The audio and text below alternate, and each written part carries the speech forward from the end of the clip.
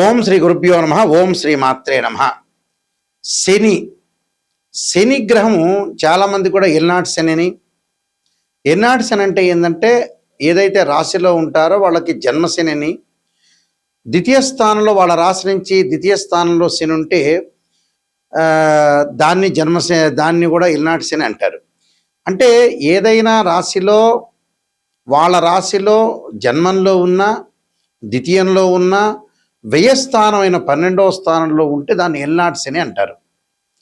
వాళ్ళ రాశి దగ్గర నుంచి మనకి 8వ స్థానంలో ఉంటే అష్టమ శని అని, 4వ స్థానంలో ఉంటే అర్ధాష్టమ శని అని, అలానే 10వ స్థానంలో ఉంటే కంటక శని, పొంగు శని అంటారు.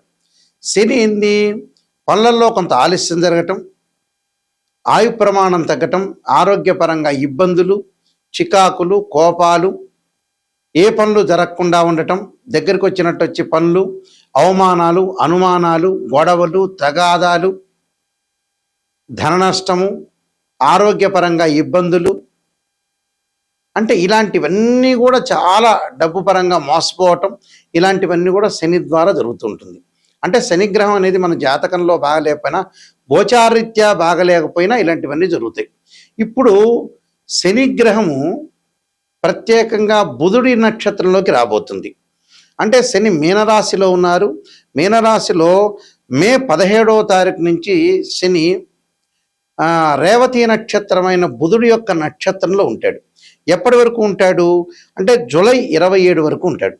అంటే మే 15 నుంచి జూలై 27 వరకు శని రేవతి నక్షత్రమైన బుధుడి నక్షత్రంలో ఉండటం వల్ల ద్వాదశ రాశుల వాళ్ళకి ఎలాంటి ఫలితాలు జరగబోతున్నాయి అంటే శని బుధుడు మిత్రులు.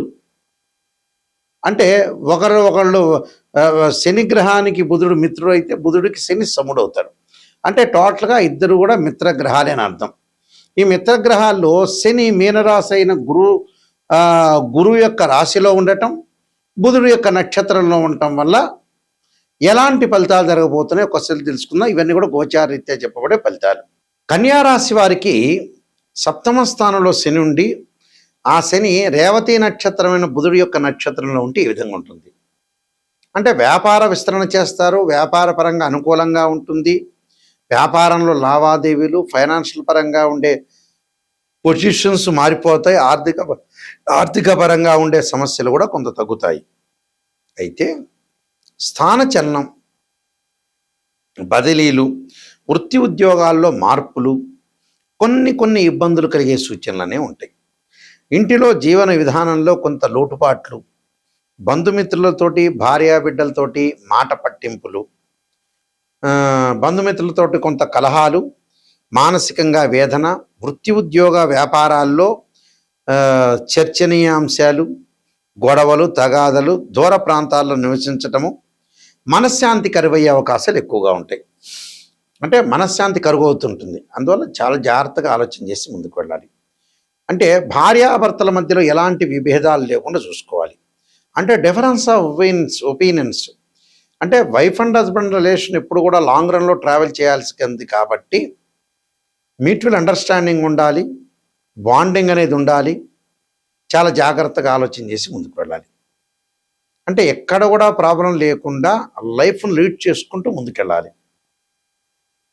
అది చాలా ఇంపార్టెంట్. అంటే ఆలోచన సరళిలో మార్పులు జరగాలి, ప్రతి విషయంలో కూడా కొంత క్లారిటీ ఉండాలి, అనవసరమైన విషయాలకి రాద్ధాంతం చేయకుండా చూసుకోవాలి. అంటే అనవసరమైన ప్రాబ్లమ్స్ని క్రియేట్ చేసుకోకూడదు, రిస్క్ అనేది పడకూడదు. భార్యాభర్తల మధ్యలో సమస్యలు రాకుండా చూసుకోవటం చాలా ఇంపార్టెంట్. అలానే ఇళ్ళు కొనుగోలు చేస్తారు, గృహ ఉపకరణ వస్తువులు కొనుగోలు చేస్తారు, లగ్జరీగా వెళ్ళే అవకాశాలు కూడా బాగా ఎక్కువగా ఉంటాయి. అందువల్ల ఇలాంటి ప్రయత్నాలన్నీ కూడా వాళ్ళకి సఫలీకృతం అవుతాయి. అధికంగా ప్రయాణాలు చేస్తారు, ఫైనాన్షియల్ పరంగా ఉండే డెవలప్మెంట్ అనేది జరుగుతుంది. అలానే రియల్ ఎస్టేట్ భూములు కొనుగోలు చేయటం, బంగారు ఆభరణాలు కొనుగోలు చేయటం, వాహనాలు కొనుగోలు చేసే అవకాశాలు ఎక్కువ ఉంటుంది.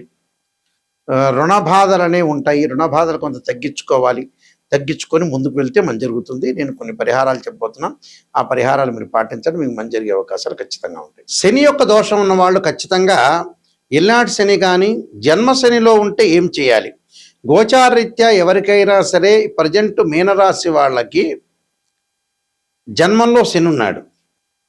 ఒకవేళ వారి యొక్క జాతకంలో శని బాగలేకపోయినా, ఆ లగ్నం నుంచి శని మహర్దశ జరుగుతున్నా, శని అంతర్దశలు జరుగుతున్నా, విదిశ జరుగుతున్నా, ప్రాణదశ సూక్ష్మదశ జరుగుతున్నా, శని బాగలేకపోయినా వారి జాతకంలో కేవలం నాట్ ఓన్లీ ట్రాన్సిట్ సిస్టమ్ అంటే బర్త్ చార్ట్లో కూడా బాగలేకపోతే, అంటే బర్త్ చార్ట్లో బాగలేకపోయినా, గోచారరీత్యా బాగలేకపోయినా శని యొక్క దోషానికి పరిహారం చేసుకోవాలి.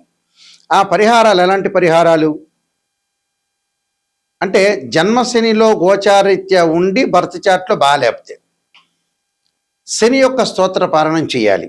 దక్షిణాకాళి యొక్క స్తోత్ర పారాయణాన్ని శనివారం చేయటం, నీలాంజన సమాభాసం రవిపుత్రేమాగ్రజం ఛాయామార్తాండ సంభూతం తం నమామి శనైశ్చరం అనే మంత్రం చక్కగా చదువుకోవాలి.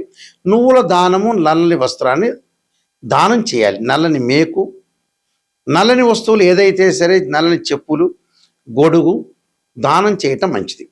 అలానే ఇక్కడ జాతకపరంగా ఇప్పుడు మేషరాశి వాళ్ళు ఉన్నారు. మేషరాశి వాళ్ళకి ఏ విధంగా ఉండబోతుంది అంటే, మేషరాశిలో జన్మించిన వాళ్ళు కానీ, ద్వాదశ రాశుల్లో జన్మించిన వాళ్ళు కానీ, మేషరాశి వాళ్ళకి ఎలా ఉంటుంది? 12వ స్థానంలో శని ఉన్నాడు ఇప్పుడు ప్రజెంట్. 12వ స్థానంలో శని ఉంటే ఎలాంటి పరిహారం చేసుకోవాలి అంటే, వాళ్ళు తప్పకుండా నల్లని ద్రాక్షారసంతో శనికి అభిషేకం చేయాలి.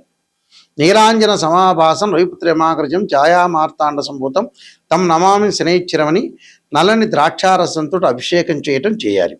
చేయటం వల్ల శని యొక్క దోషం పోతుంది. అలానే కుంభరాశి వాళ్ళకి ద్వితీయ స్థానంలో శని ఉన్నాడు. కుంభరాశి వాళ్ళకి ద్వితీయ స్థానంలో శని ఉంటే ఏం చేయాలి అంటే, శని జపం చేయటం, శనీశ్వరుడు యొక్క తిలలతో హోమం చేయాలి. హోమం చేయటం వల్ల కుటుంబ పరంగా ఉండే కలహాలు ఇలాంటివన్నీ తొలగిపోతాయి. ఆరోగ్యపరంగా ఇబ్బందులు తొలగిపోతాయి. అంటే కుంభము, మీనము, మేషరాశి వాళ్ళు ఇలాంటివి చేయాలని అర్థం. అలానే మిగతా రాశుల పరిస్థితి ఏంటి? మిగతా రాశుల వాళ్ళు ఎలాంటి ఫలితాన్ని చేయాలి అని అంటే, ఇక్కడ అష్టమ స్థానాన్ని తీసుకుందాం. సింహరాశి వారికి ఏ విధంగా ఉండబోతుంది? సింహరాశి వాళ్ళకి అష్టమ స్థానం శని. వాళ్ళు తప్పకుండా శని జపం చేయటం, శని హోమం చేయటం, దాంతోపాటు నువ్వులతో చేసిన, నువ్వులు బెల్లం చేసిన ఉండల్ని తయారు చేసుకుని ప్రధాన అర్చకులకు ఇచ్చి అందరికీ కూడా భక్తులకు వితరణ చేయమని చెప్పాలి. దానివల్ల తొలగిపోతుంది. అలానే 4వ స్థానంలో శని ఎవరికి ఉన్నారు? ధనస్సు రాశి వాళ్ళకు ఉన్నారు. ధనస్సు రాశి వాళ్ళకి చతుర్థ స్థానంలో శని ఉండటం వల్ల వాళ్ళు ఖచ్చితంగా చేయాల్సింది ఏమిటి అని అంటే, నువ్వులు దానం చేయటం, నల్లని వస్త్రము, నల్లని మేకు, నల్లని చెప్పులు, నల్లని గొడుగు దానం చేయాలి. శనికి అభిషేకం చేయాలి. ఎలాగా? నువ్వుల నూనెతోటి, తిలలతోటి అభిషేకం చేయాలి వాళ్ళు చేయాల్సింది. అంటే ఈ చతుర్థ స్థానంలో శని ఉన్నారు కాబట్టి ఈ విధంగా రెమెడీ చేయాలి. అలానే కంటక లేదా పొంగు స్థానం అన్నాము అంటే, వాళ్ళ రాశి దగ్గర నుంచి దశమ స్థానంలో శని ఉంటాం. ఎవరికి ఉంది దశమ స్థానంలో? మిథున రాశి వాళ్ళకు ఉంది. మిథున రాశి వాళ్ళకి దశమ స్థానంలో శని ఉండటం వల్ల వాళ్ళు చేయాల్సింది, శనికి పంచామృతాలతోటి, పండ్ల రసంతో, చెరుకు రసంతో, నువ్వుల నూనెతోటి, తిలలతోటి అభిషేకం చేయాలి.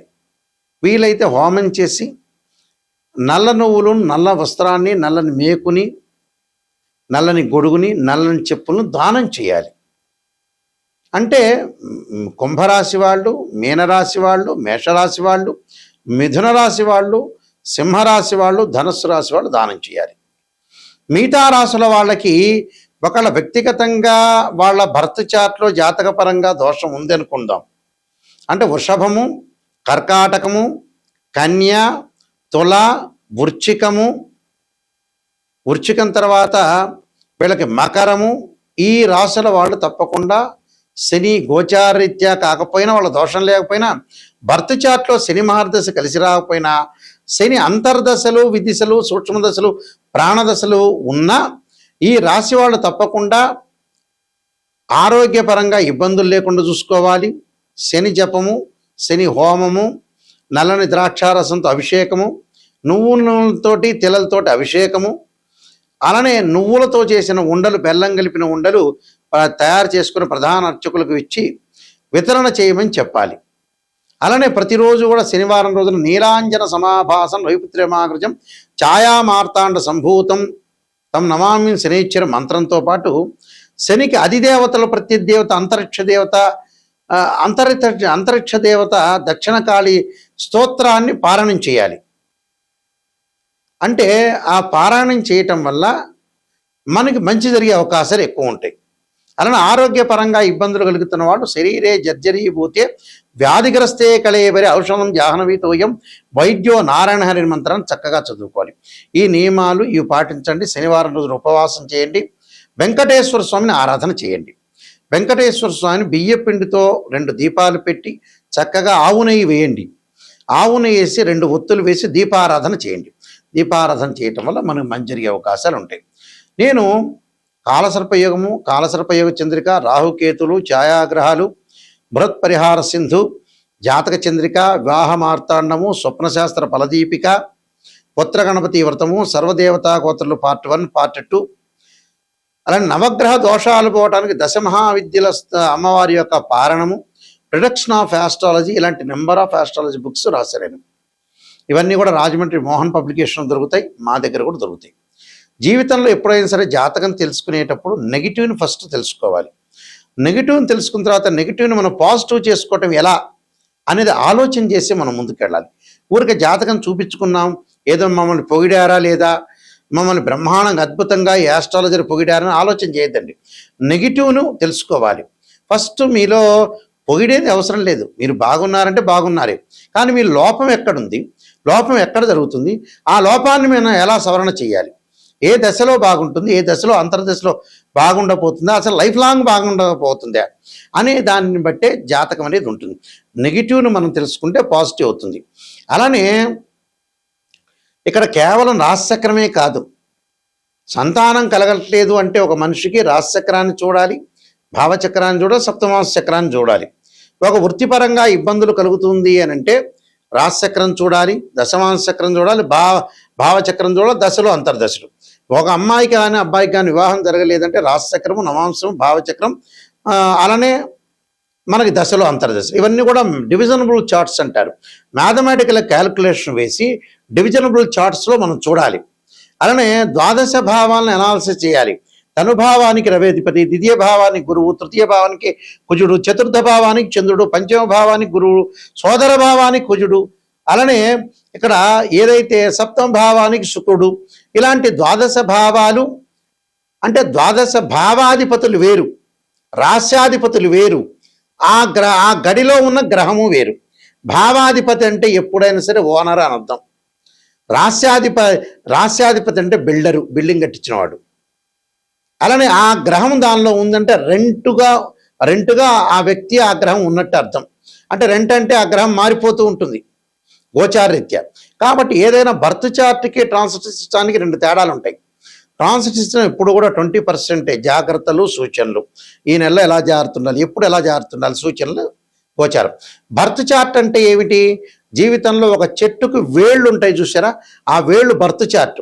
ఆ వేళ్ల పైన కాండం ఉంటుంది, కాండానికి కొమ్మలు ఉంటాయి, ఆ కొమ్మల దగ్గర ఆకులు ఉంటాయి, ఆకులు అనేవి గోచారం. ఆకులు అంటే ఏంటి, రైన్ సీజన్లో వస్తాయి, వింటర్ సీజన్లో అలానే ఉంటాయి, సమ్మర్ సీజన్లో కిందకి రాలిపోతుంటాయి. అంటే ఎప్పుడైనా మ్యాథమెటికల్ క్యాలిక్యులేషన్ వేసి డివిజనబుల్ చార్ట్ చూసి శని ఎక్కడున్నాడు, శని నీచ స్థానంలో ఉన్నాడా, ఉచ్చ స్థానంలో ఉన్నాడా, ఏ స్థానంలో ఉండబోతున్నాడు, ఏ స్థానంలో మంచిది అనేది మనం చూసుకొని జాతకరీత్యా క్లారిటీగా మనం ఒక డిక్లరేషన్కి రావాలి. జాతకంలో ఇలా ఉండబోతుంది తెలుసుకొని ముందుకెళ్తేనే మీకు మంచి జరుగుతుంది. అందువల్ల www.nayakanti.com కానీ .in కానీ చూడండి. స్క్రీన్ మీద స్క్రోలింగ్ అవుతున్న నెంబర్ నా దగ్గరికే వస్తుంది, నేనే మాట్లాడతాను, కన్సల్ట్ చేస్తాను. అందువల్ల ప్రతి విషయాన్ని కూడా కూలంకషంగా తెలుసుకోండి. నిజంగా తెలుసుకోవాల్సిన వాళ్ళు నెగిటివ్ తెలుసుకోవాలి, తెలుసుకుంటేనే మీకు మంచి జరిగే అవకాశం ఉంది. ఎవరైనా సరే నాకు ఫోన్ చేసేవాళ్ళు డాక్టర్ నాయకంటి మల్లికార్జున శర్మ ద్వారా బాగుపడాలి, నెగిటివ్ కూడా నేను తెలుసుకోవాలి, నిజాన్ని తెలుసుకోవాలి, సత్యాన్ని తెలుసుకోవాల్సిన వ్యక్తులు మాత్రమే నాకు ఫోన్ చేయండి. నా ద్వారా బాగుపడే వ్యక్తులు మాత్రమే నాకు ఫోన్ చేయండి దయచేసి. బాగుపడద్దు పొగడండి అంటే వేరే జ్యోతిష్యుని సంప్రదించుకోండి. అదే క్లారిటీ నేను చెప్పేది మీకు. అందువల్ల జాతకాన్ని క్లియర్గా తెలుసుకుంటేనే మీకు మంచిది. లేకపోతే ఊరికే మీ టైం వేస్ట్, మీరు అడగటము వేస్ట్ అవుతుంది. అందువల్ల ఖచ్చితంగా ఇలాంటివన్నీ తెలుసుకోండి. ఒక అవగాహనకి రావాలి. ప్రజలైనా కూడా ఒక అవగాహనకి రావాలి. నిజాన్ని తెలుసుకోవడం చాలా మంచిది. నిజం అనేది నిప్పు లాంటిది. మీ అందరికీ కూడా పరమేశ్వరుడు యొక్క కరుణాకటాక్షం ఉండాలని ఆశిస్తూ సర్వే జనా సుఖినో భవంతు.